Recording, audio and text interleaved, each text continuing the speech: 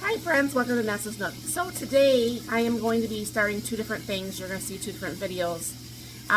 You all want to see me can more things, and you all want to see me actually freeze dry more things. Well, behind me sets 4 cases of mushrooms. They were on sale at a local store in Lansing for 99 cents for the 8-ounce box. I have my water started here, and what I'm going to be doing I bought some that are sliced, and what I'll be doing is I'll be canning those ones that's sliced. I'll wash them, I'll put them in there. You have to cook them for like 10 minutes, and then meanwhile I'll pull out at least 1/2 of these, put the rest in the refrigerator, and then Mark is going to help me get those in the freeze dryer. I had the freeze dryer already turned on and ready to go. But I'll bring it down here and show you what I'm doing with this.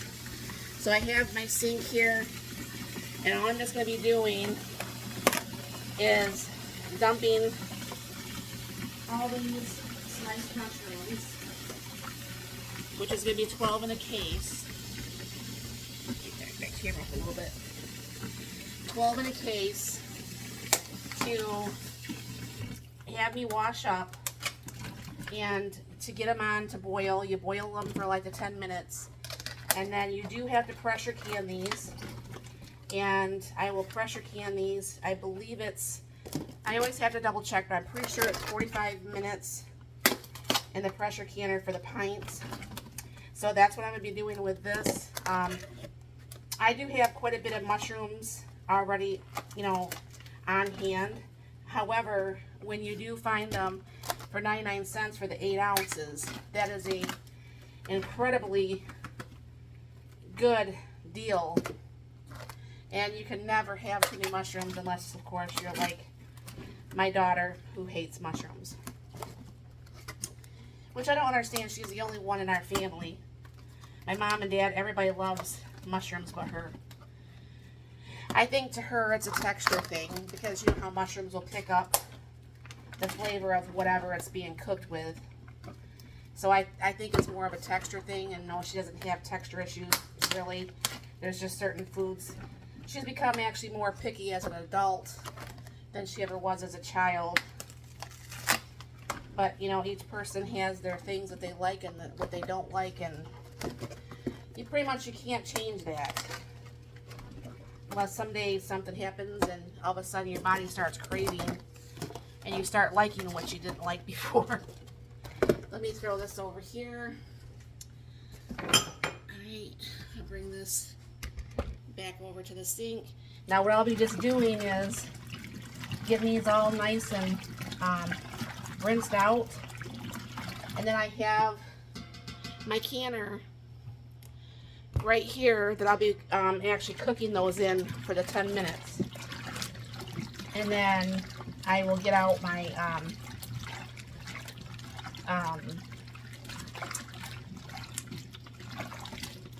pint jars, and I will go ahead and get those in the pints. Now I always make sure I do clean my sink and my hands and stuff before I start all this. So if you're wondering, yes, I did wash my hands, and yes, I did scrub out my sink. So let me get this water out of here, and I guess I could probably start doing this right now. Just take handfuls of this and start putting this over in this pan. I can raise this up a little bit here.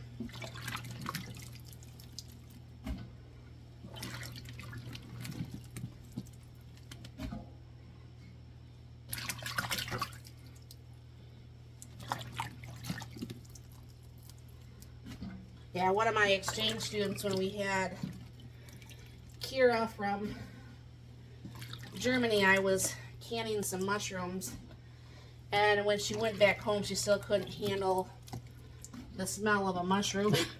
I think she can eat them now, but it's taken her quite a few years, because this does actually, put the house with a huge mushroom smell. But that's okay. I mean, my husband and I don't mind, but she sure did. And that's kind of funny. But let me finish getting these in here, and I'll fill this up with water. I'll be right back. Alright, so I'm going to go ahead and I'm filling up. I believe this is a 16 quart cooker. So I'm going to fill this up and have water above the mushrooms. And we'll put this on to boil this for the 10 minutes. I mean, it has to come to boil first. That's why I figured I would start these.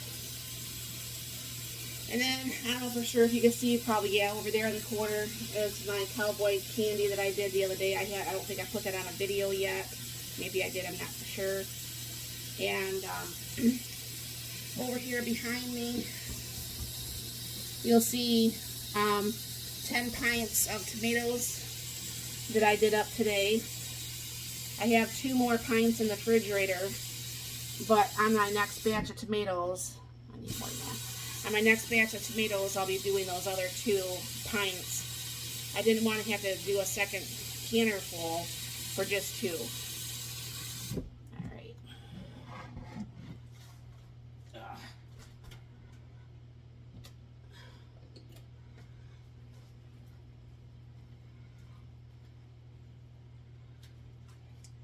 And I'll go ahead and let that cook for the 10 minutes, and then I'll be back.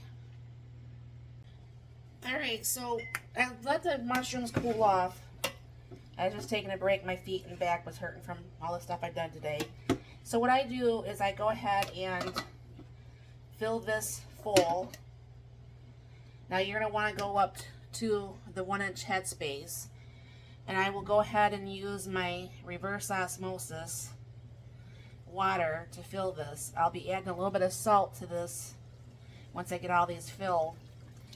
Then I'm going to go ahead and I'm just going to put a few more mushrooms in there. Then I'll be debubbling this, cleaning the rim and everything, and I'll show you the rest when I get all these filled here. Alright, they're all filled with water. So I'm going to put a little bit of pink Himalayan salt in each one, not too much. But it does taste a little bit better with salt than it does without. Then I'm going to take my little debubbler thing here. I'm going to debubble this as much as possible. If I have to add more water to get it up to the 1-inch headspace, I'll do that.